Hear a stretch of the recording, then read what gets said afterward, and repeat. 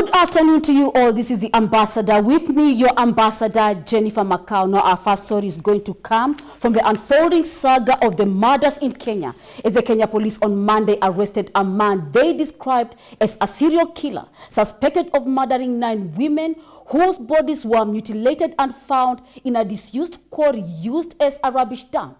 A police arrested Collins Jumaisi, a 33-year-old man living near the quarry in Mukuru neighborhood in the south of the capital, who confessed to killing 42 women, including his wife. According to reports, the murder stretched back to 2022, starting with Jumaisi's wife, with the most recent one on July 11th. Here is more.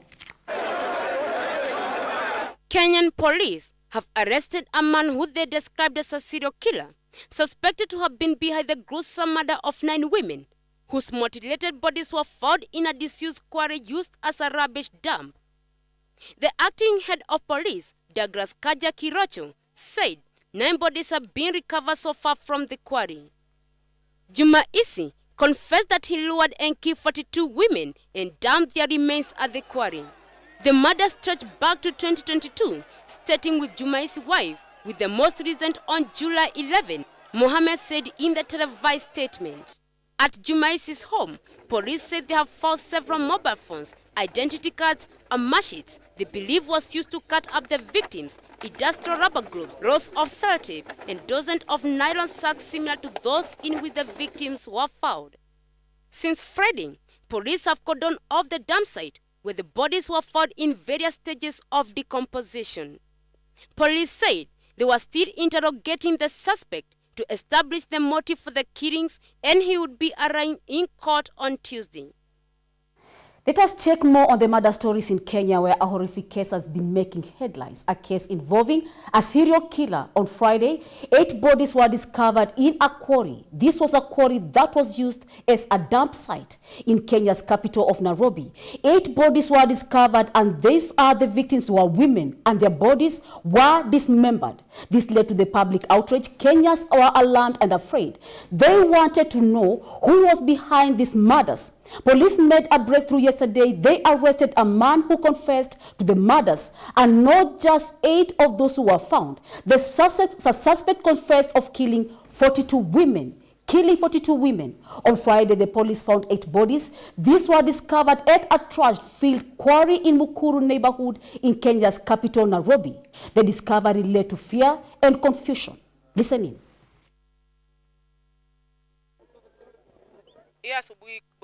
Recovered 6. 6 bodies were recovered in the morning and now 2. That's 8 in all. We don't know whether they were among the people who were abducted during the protests. Since most of them are women, we are also not sure if this is a case of femicide or not. This site has a history of bodies being dumped. The suspect confessed to have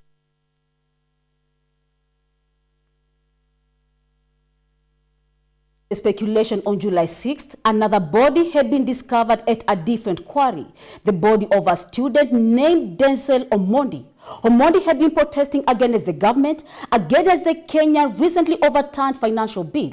When his body was discovered, people thought he had been killed during the protest by the Kenyan police, and the investigation was already underway, and 8 other bodies turned up in the Mukuru quarry.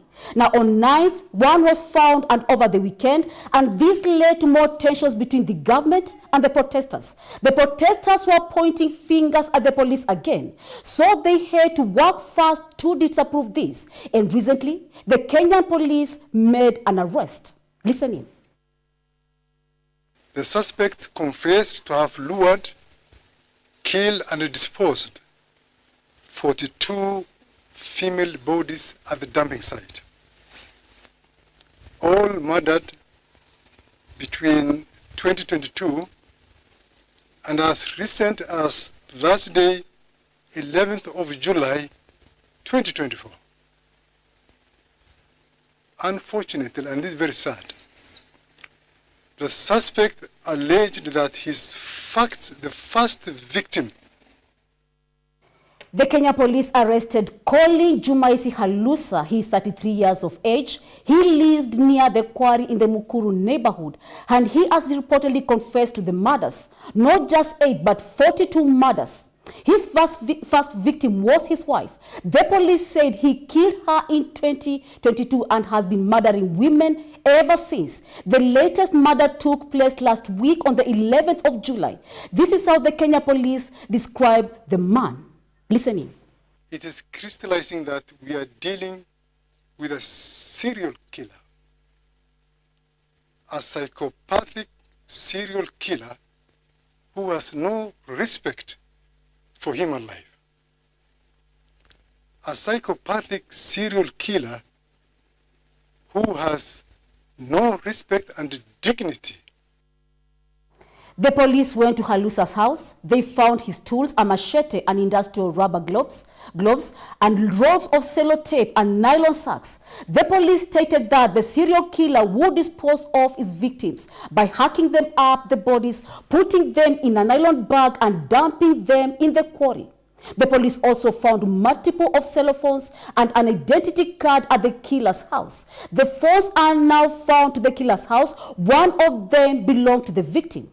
The police tracked it to Halusa's house, and this arrest should bring an end to the case. But the question will be asked, how did 42 people get killed over 2 years without the police noticing? That's something the Kenyans need to get an answer to. We'll keep you more updated on the story.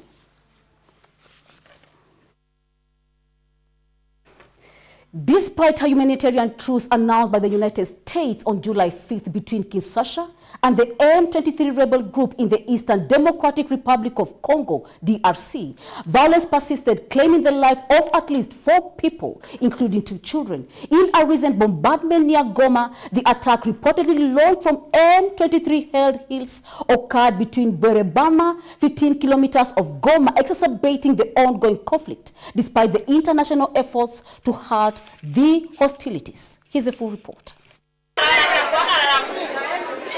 Despite a humanitarian truce announced by the United States, the fighting has continued in the Democratic Republic of Congo, resulting in the deaths of at least 4 people, including 2 children. Local sources report that the attack occurred 70 kilometers northwest of the North Kivu provincial capital, Goma, but by Monday, the fighting had reached the town of Bweremana, where the deadly bombardment struck. The ongoing violence in the DRC has been fueled by the M23 rebel group supported by the Rwandan army, which has seized vast swathes of territory and committed war crimes, intensifying the dire humanitarian crisis. The DRC has faced political instability and armed violence since 1996, with an estimated 6 million people killed. Despite the truce, the fighting continues, leading to further displacement and loss of life in the region.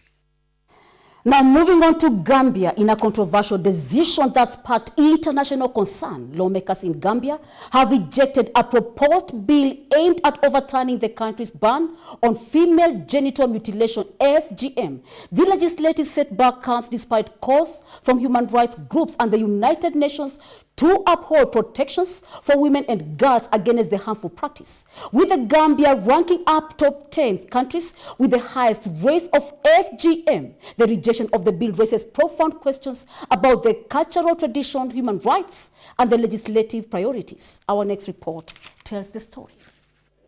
Gambia have rejected a proposed bill aimed at overturning the country's ban on female genital mutilation. Introduced after pressure from some Muslim clerics, the bill faced staunch opposition from human rights groups and the United Nations, who urged members of parliament to uphold protections against this harmful practice. Gambia stands among the 10 nations with the highest rates of FGM, affecting a staggering 73% of the women and girls aged 15 to 49. Despite initial approval earlier this year, the draft law tabled by Alama Guba was ultimately struck down when MPs voted against all its proposed clauses. Speaker of Parliament Fabakary Tombong Jatta confirmed the bill's rejection, declaring the legislative process exhausted and preventing its advancement to a final reading. Organization, including Action Aid, cautioned that lifting the ban could undermine progress in addressing gender-based violence and promoting gender equality in the Gambia. With more than 230 million girls and women worldwide having undergone FGM. According to the UN, the global community continues to advocate for stronger measures to eradicate this harmful practice. The rejection of the bill in the Gambia underscores the ongoing tension between cultural practices and human rights, highlighting the need for sustained international dialogue and action to protect the rights and well-being of women and girls everywhere. Our next story comes from Rwanda as the incumbent Paul Kagame has garnered 99% of the votes that makes him the next president in the Rwandan country. Rwanda began the process of tallying votes following the closure of the polling stations in the presidential elections posed to extend President Paul Kagame's lengthy tenure. Kagame, who has been the helm since 1994, faced a nominal opposition from Frank Habineza and the Democratic Green Party and the independent candidate, that is Philippe Mpayimana, both of them being decisively defeated in the 2017 election. Listen to the reports. President Paul Kagame has won 99% of the vote in provisional results from Monday's presidential election in Rwanda, an outcome that was widely expected as the country's long-term ruler aims to extend the three-decade grip on power. Kagame's opponents Frank Habineza of the Democratic Green Party of Rwanda and independent candidate Philip Mpayimana were collectively getting under 1% of the vote in provisional results, accounting for 79% of all ballots cast. The election took place against a backdrop of regional instability, particularly concerning allegations of Rwandan support for M23 rebels in eastern Congo. Furthermore, human rights groups have raised concerns about restrictions on freedoms and civil liberties within Rwanda.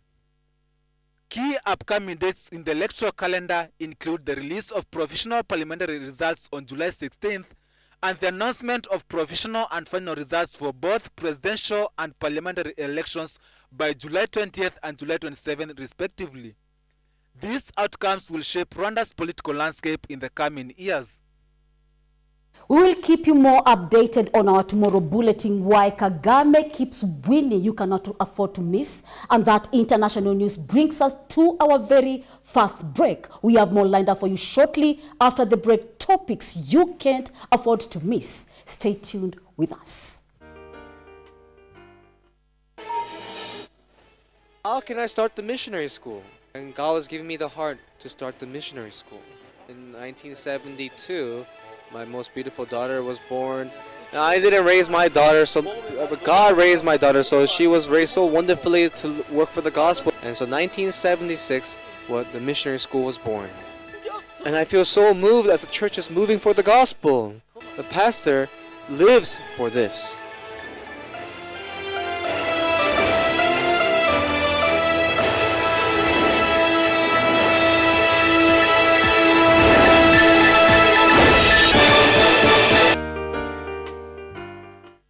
And you're going to learn about modeling industry in Kenya. It's not only about beauty, it's beauty with brain. I participated for Miss Udhiro Girls, that's 2018, and fortunately I was crowned the queen. And maybe there's something that actually triggered you to join the modeling industry. You can just tell us. What I encourage my fellow models is that when that time comes, just say something. How is the rate of joining the agencies of the modeling?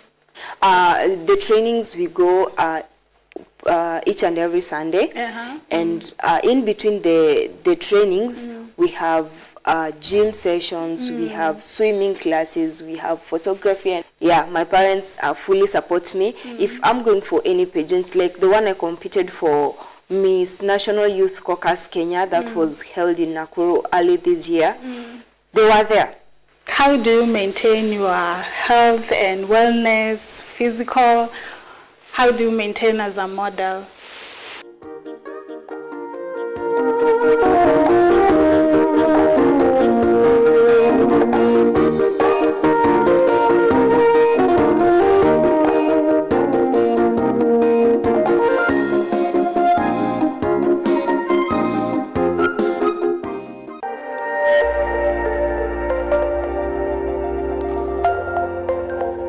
Everywhere, GBS.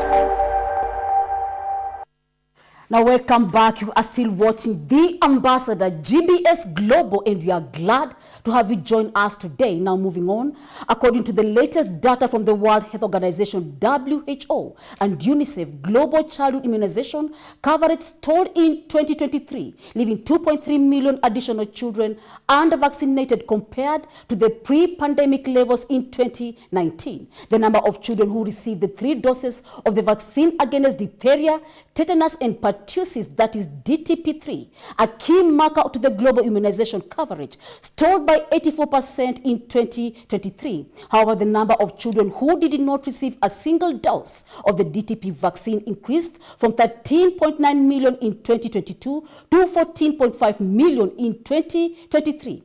More than half of the unvaccinated children live in 31 countries with fragile, conflict-affected and vulnerable settings, where children are especially vulnerable to the preventable diseases due to the disruptions and the lack of access to healthcare services. Here's the report. According to the findings, the number of children who received 3 doses of vaccine against diphtheria, tetanus and pertussis in 2023, a key marker for global immunization coverage, stalled at 84%. However, the number of children who did not receive a single dose of vaccine increased from 13.9 million in 2022 to 14.5 million in 2023.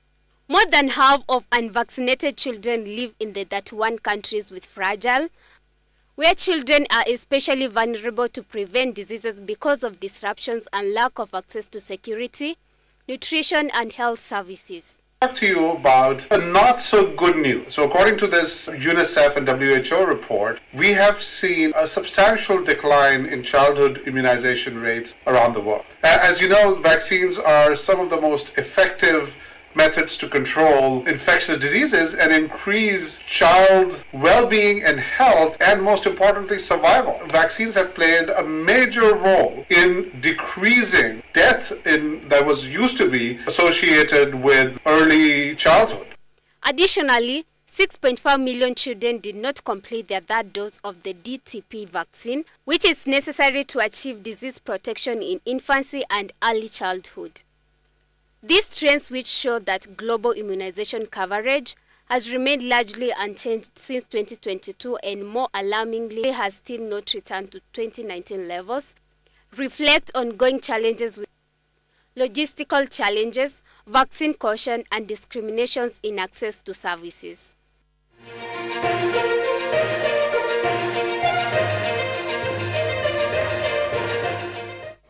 Senior North Korean diplomat Ri Kyu reportedly defected to South Korea with his family in November 2023. While stationed in Cuba, Ri, a 52-year-old diplomat, is stated to be highest ranking in North Korean official defect to the South Korea since 2016. The high-profile detention comes amidst a sharp decline in the number of North Koreans successfully escaping the South in the recent years. Ri's detection was confirmed by South Korean National Intelligence Service, though they did not provide further details. Here is more on the same. In a stunning development, a high-ranking North Korean diplomat, Ri Kyu, has reportedly defected to South Korea with his family. Ri, who was stationed in Cuba, is said to have become disillusioned with North Korea's political system and decided to seek a better future for his family in the South. This defection marks the highest-ranking official to flee North Korea since 2016, underscoring the ongoing challenges faced by the regime in retaining its elite. Ri Kyu's defection from Cuba to South Korea represents a significant blow to North Korea, highlighting growing discontent among its elite. His decision emphasizes the allure of a better future in the South for those seeking change. In his first trip to Israel, a UK Foreign Secretary David Lammy met with the Israel President Isaac Herzog on Monday and stressed on the need for an immediate ceasefire in Gaza and the release of hostages held by the Hamas. During their meeting in Jerusalem, Lammy stated that he was using all diplomatic efforts to help and bring out the release of the remaining hostages and expand hope that they hoped to see the halted deal emerge in the coming days. He also pressed for a ceasefire to bring an alleviation to the suffering of the intolerable loss on the life that was being witnessed in Gaza as well. Here's the full report. David Lammy marked the first part of his initial tour of the Middle East after assuming his position early July, following the Labour Party's third-side election victory. You have a very productive visit, but above all of it stands the issue of our hostages, our brothers and sisters who are in captivity in terrible circumstances, in real danger for their lives.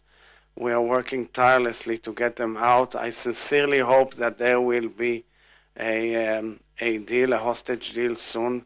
It is a very important step as to also on the merits and to get us out of the conflict. First and foremost, the underlying interest is to bring our hostages back home. I hope that we see a hostage deal emerge in the coming days, and I am using all diplomatic efforts. Indeed, last week with the G7 nations, and particularly with Tony Blinken, pressing for that hostage deal. And I hope too that we see a ceasefire. He takes over from the Lord David Cameron of the Conservative Party. On Monday, he met with his Israel counterpart, Israel Katz, in Jerusalem. According to Israel officials, fighting between Israel and Hamas in Gaza broke out after the Palestinian group launched an unprecedented attack on southern Israel on October 7, killing 1,139 people, mostly civilians, and kidnapping over 200. In the Gaza Strip, the Israel army launched a large-scale campaign of airstrike and ground incursion, killing at least 38,000 and injuring more than 89,000 others, according to Palestinian reports at the time of publication. The United States Department has expressed support for Ukraine's plan to hold a second summit with Russia as long as Ukraine deemed the time is right, affirming it will support Kiev's decision to include Russia in diplomatic efforts and secure a lasting peace. This recommended the United States' willingness to back Ukraine outreach to Russia, provided Ukraine led the engagement. NATO leaders also advanced Ukraine cause as a recent summit through the innovation of the Kyiv to join the alliance. The focus was on ensuring Ukraine had and what it needed to counter Russia's invasion.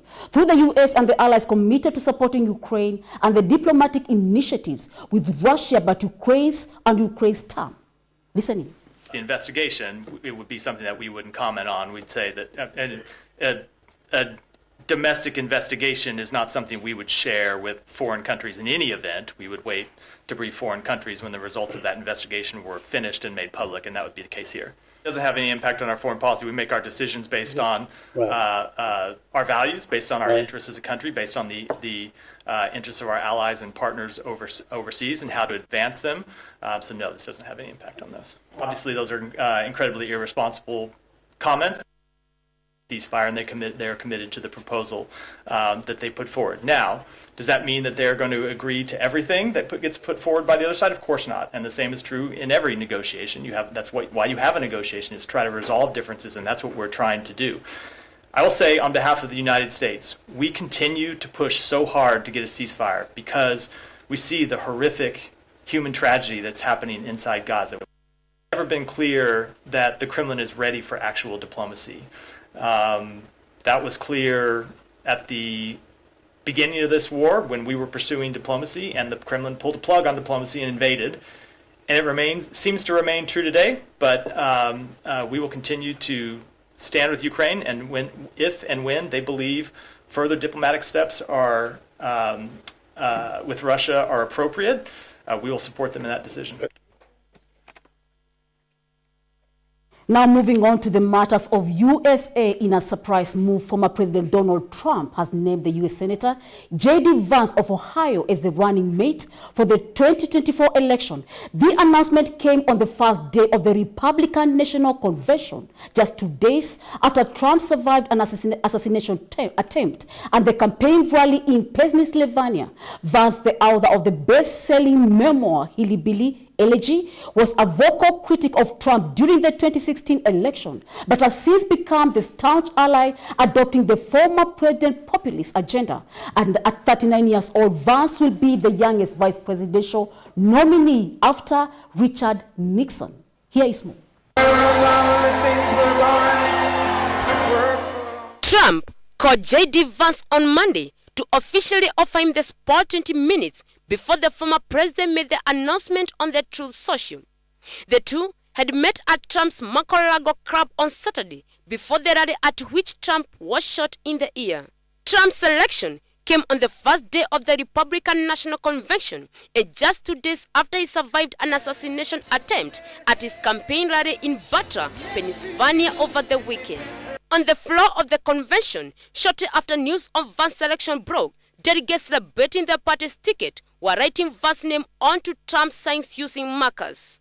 Ahead of Trump's selection of Vance, the Ohio senator supporters, including Trump's son Donald Trump Jr. and conservative media figure Tucker Carlson, had argued that Vance had the strongest relationship with Trump of a group of finalists that also included Florida Senator Marco Rubio and North Dakota Governor Doug Burgum, and would be the most loyal selection. They made the case that Vance can appeal to the working class voter, viewed as essential to winning the key battleground state in November, given his upbringing in a poor Rust Belt town in Ohio. Well, we'll keep you more updated on the Trump assassination and the controversies behind it tomorrow at our bulletin you can't afford to miss. Now moving on, Zelensky stated that he was not afraid of a potential Donald Trump presidency, expressing confidence that they would work together. The Ukrainian president also stated the plans of a second international peace summit in November, and he also required Russian representatives to attend. Zelensky announced plans to hold a second meeting summit in November with separate meetings on key issues like energy, food security, and prisoner exchanges to be held beforehand. The Ukrainian president also reiterated that Kiev was not being pressured to enter into negotiations with Russia, and the Western military and financial support was not conditioned on holding back talks with the Kremlin as well. Let's get the report. Мікрофон зачекайте. Доброго дня. Дві країни. Це 32 країни, з якими ми підписали або в процесі, або підпишемо двосторонні договори щодо наших гарантій безпеки. 23 країни вже мають з Україною, або Україна має з 23 країнами відповідні договори. Там все. Від грошей до зброї, від гуманітарки, до... Не поїдуть, а сам саміт назвав... тобто план буде готовий, для саміту другого буде все готово. Well, pardon the power. Now moving on, the Syrians across the government-held territories held to the polling stations to cast their votes in a parliamentary elections aimed at selecting 250 representatives to the People's Assembly. The election held on Monday excluded rebel-held religions in the northwest and the northeast. Syria highlighted the ongoing division in the country after a decade of civil war. Here is the full report. The voting came at a critical time for Syria as its economy grapples with severe challenges exacerbated by years of conflict, Western sanctions, and a significant reduction in international aid.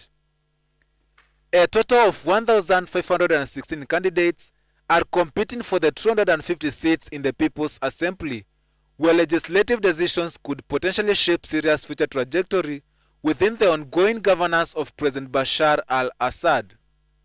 Speculations abound that the parliament might attempt to amend the constitution to extend presidential term limits, which currently would conclude al-Assad's presidency in 2028.